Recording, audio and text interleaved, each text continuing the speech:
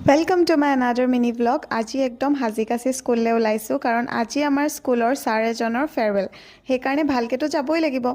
আজি পিছে মই লং ব্লগ এটাও বনাম ভাবিছিলোঁ কিন্তু মই ফেয়াৰৱেল এটেণ্ডেই কৰিব নাপালোঁ। কিয় নাপালোঁ কৈ আছোঁ ৰ'ব। আগতে স্কুললৈ গৈ লওঁ।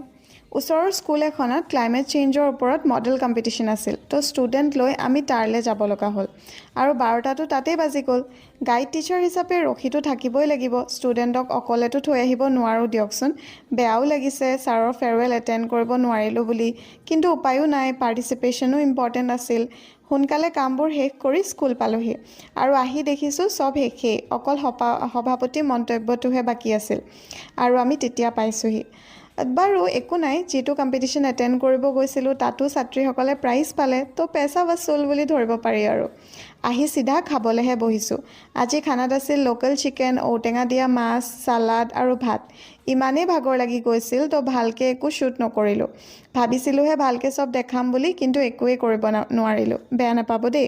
লাষ্টত ছাৰে চবকে এনেকৈ বাই বাই কৰিলে আৰু আজি আমাৰ দিনটো ইয়াতে শেষ হ'ল। তো আজিলৈ আহিছোঁ, বাই বাই।